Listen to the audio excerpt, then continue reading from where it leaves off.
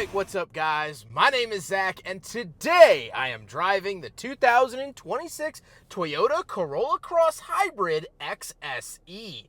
Up front is a 2.0 liter inline-4 as well as a hybrid system, and down below is an eCVT. Now I am super excited to be driving this Corolla Cross Hybrid because it is refreshed for the 2026 model year. I am out here in Napa Valley, California to be driving the vehicle here today, and I'm excited to share all of the nuance and new features of the 26 Corolla Cross Hybrid with you today. But if you'd like to submit your own vehicle and have it reviewed here on the channel, you can head on over to my website, zackpradel.com/submit.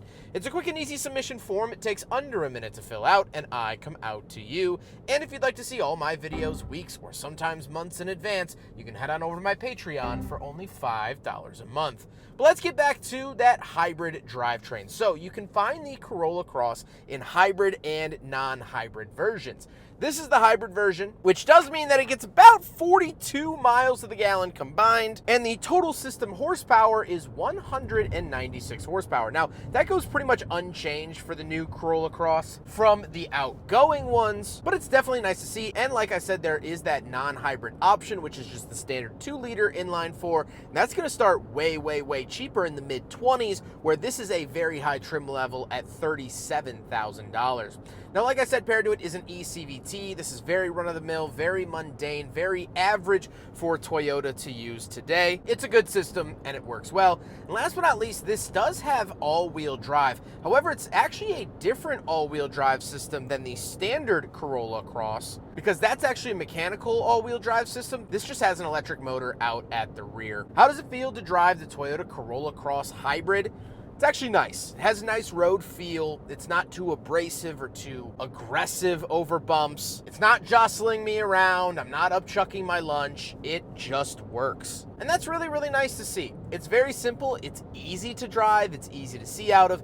And as I'll touch on with the final thoughts segment, this drives like the older RAV4 when it was a little bit smaller. So if you're a fan of like early 2000s RAV4s, this feels a similar size to that, which I really like. With that stuff out of the way, let's talk about the interior. Well, in front of me, I have a completely digital gauge cluster. I'm not a big fan of this. Toyota and a lot of their products uses a very complicated, very informational gauge cluster, but there's just a lot going on that kind of can be too much while driving. On the steering wheel, on the left, we do have our selectors for that gauge cluster screen, as well as our go-back phone options and volume. And off to the right, we have our adaptive cruise and skip track. Off to the left, we do get a climate control vent.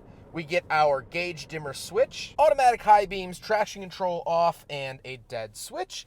Moving out of the door, we have the latch to get in and out, power mirrors, power locks, and power windows. Moving into the center, we do get our infotainment display. Now, this is a larger display here for 2026, which is good. However, they have taken away the volume knob. Same with the standard Corolla. They've gone for a bigger screen, but now lack of volume knobs. So pick your battles there if you want the newer tech. But I prefer having a volume knob. I don't love these push buttons, but that's okay. And here is the backup camera in case you're curious. Down below that, we do have 2 climate control vents, and we do have dual zone climate. Very nice to see here for $37,000, where the recent Toyota Prius that I drove was $41,000 and did not get dual zone. So Toyota doesn't give dual zone to everything, but nice to see here at this price point for the Corolla Cross Hybrid. And then down below, we do have a wireless charger and a line of buttons for our heated seats, heated steering wheel, drive modes, and EV mode. Because this is the hybrid, you can drive it in EV mode in certain situations. Then we do have the shifter, very standard shifter. However, they actually added a USB-C off to the left of the shifter. Very interesting to see this. I don't know if I love the placement, but cool to see. And then we have our auto holding brake and power parking brake. We do have cup holders, so we will do a big friggin' bottle test, and I'm going to give this a pass. It's not the sturdiest I've ever felt, but the bottle did stay in for my whole drive and didn't rattle around. Although it might not be confident, that's okay. I still give it a pass. Then we do have a center console in the seats. The seats are pretty much pulled out of the standard Corolla. They're not the most comfortable seats I've ever felt in the whole wide world. They're also far from the worst. They do the job. I'm fine with it. They are heated, which is definitely nice to see. and power here in the XSE. So again, very, very nice features. However, speaking of seats, we do have back seats. So let's go do a back seat review. All right, so we're in the back of the 2026 Toyota Corolla Cross Hybrid, and a couple of things to note. This is my driving position. My knees are actually comfortably fitting behind it. Now, there's only a little bit of space between my knees and the front seat. However, there is space, and I'll take that as a win. We also do have climate vents back here and 2 USB-Cs. We have cup holders in the doors. Overall, this is a relatively pleasant place to be. Do I want to ride in the back of a Corolla Cross from New York to LA in the fastest time possible with Burt Reynolds and Dom DeLuise? Probably not, but it is a relatively okay place to be, and I will say this does feel nicer than the standard Corolla's back seat.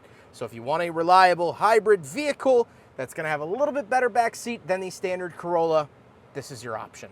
However, speaking of space, let's hop into the very back. We'll take a quick look at the trunk and cargo space, and then we'll talk about the looks. All right, we're on the back of the Toyota Corolla Cross Hybrid, and something really nice to note is that it does have a power tailgate, something that was missing on the Toyota Prius that we just reviewed that was actually a couple grand more expensive. So power liftgate on the back of the Corolla Cross. This is my luggage, this is my backpack and my sweatshirt.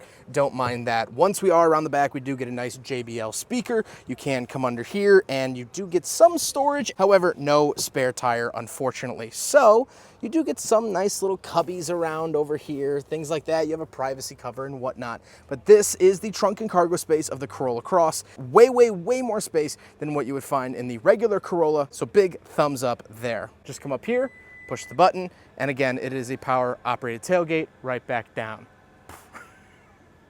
Now we gotta talk about the looks. I like the look of the 26 Corolla Cross Hybrid. Now for the Hybrid, they added this front fascia. They call it their more modern technology front fascia. And again, I think it works well. I think it looks good. This is a new color as well. This is finished in Cavalry Blue, which is new for 2026. And I have to say, it looks pretty good.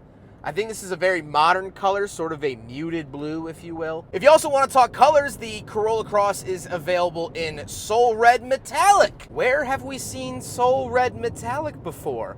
Oh yeah, that's a Mazda color. Kind of a cool little crossover there. Mazda actually lets Toyota use it because this is built in the same factory as their CX-50. And overall, I love the proportions of the Corolla Cross. And we'll get into that more here in a second. But I do think this is a very good sized vehicle. And I think this will fit most needs. Some needs that the RAV4 has quite frankly abandoned in the last couple of years. And now that the 26 RAV4 is hybrid only, you can find a Corolla Cross in non-hybrid if you don't want that technology or to pay that price tag. So I like that you actually do get options. However, with all of that being said, let's get on to my final thoughts. I already sort of got into them. What do I think driving the Corolla Cross? This car is really great. The fact that it also starts all the way down at $24,500 is a big win. And again, like I said, the biggest win for this vehicle is the size. I don't feel like it's compromised on back seat space.